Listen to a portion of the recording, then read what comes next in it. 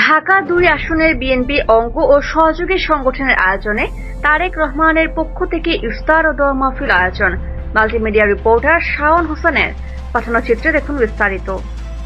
ঢাকা ২ আসনের কেরানীগঞ্জ আটি ভাওয়াল উচ্চ বিদ্যালয় মাঠ প্রাঙ্গণে এক বিশাল ইফতার আয়োজন করা হয়।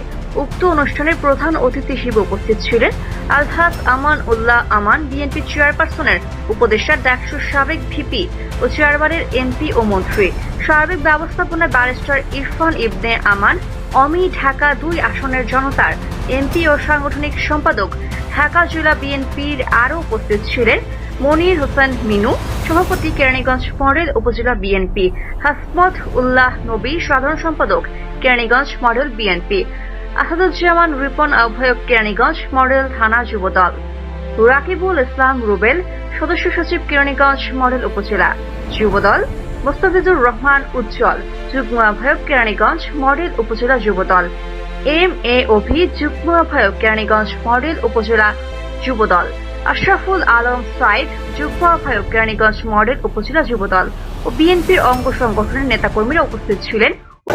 বিএনপি ঢাকা ২ আসন থেকে বিএনপি কোনোদিন হারে নাই। আপনারা জানেন ৪বার তত্ত্বাবধায়ক সরকারের নির্বাচন হয়েছে, ৪বারই আপনারা আমাকে এমপি বানিয়েছে। ১৯৯১ সালে যখন আপনারা আমাকে এমপি বানালেন, তখন হযরতপুর থেকে খুলনা পর্যন্ত কোনো গাড়ি যেত না।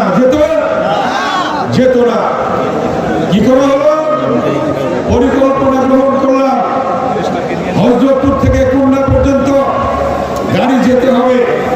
শত শত ব্রিজ কালভার্ট করা হলো এবং রাস্তাঘাট করা হলো, ডিজিটাল টেলিফোন আনা হলো, গ্যাস আনা হলো এবং ৯৫ গ্রামে বিদ্যুৎ ছিল না, ৯৫ গ্রামে বিদ্যুৎ দেওয়া হলো। কথাটা ঠিক কিনা? তারপরে আপনারা ইতিহাস জানেন, বেগম খালেদা জিয়া এই কেরানীগঞ্জে এসেছিলেন বাঁশের চালের উপর দিয়ে, নয়াবাজার থেকে জিঞ্জিরা, মনে আছে আপনাদের? বাঁশের চালের উপর দিয়ে হেঁটে এসেছিলেন। তারপরে আমার নির্বাচন যখন শুরু হলো, বেগম খালেদা জিয়া আসলেন সুমাড্ডা। আমরা বললাম, নেত্রী আমাদেরকে ব্রিজ দিতে হবে, Jinjira Bazar bridge, Basila bridge, Alipur bridge, Toragerpur bridge, এই সকল ব্রিজ দিতে হবে। তিনি সেখানে বলে গেলেন, আমি দেখব যদি আল্লাহ আমাকে ক্ষমতায় আনে। তারপর পরেই ৯১ সালের নির্বাচনের পরে ১৯৯২ সালে বেগম খালেদা জিয়া জাতিসংঘে আমেরিকাতে গেলেন ভাষণ দেওয়ার জন্য। আমাকে তার সফর সঙ্গী করেছিলেন এবং লন্ডনে একটি জনসভা করতে হবে ওপেন ফিল্ডে। তিনি সেই নির্দেশ দিলেন।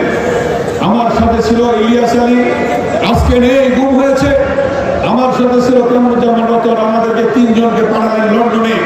২২ দিন থেকে লন্ডন শহরে জনসভা অর্গানাইজ করলাম বিভিন্ন স্টেটে গিয়ে, এবং জনসভা শুরুর আগে আমি বললাম, ম্যাডাম, উনি আমেরিকা থেকে আসলেন, এসে লন্ডনে বললাম, ম্যাডাম, এই লন্ডন শহরের পাশে টেমস নদী, এই টেমস নদীর উপর ১৭টা ব্রিজ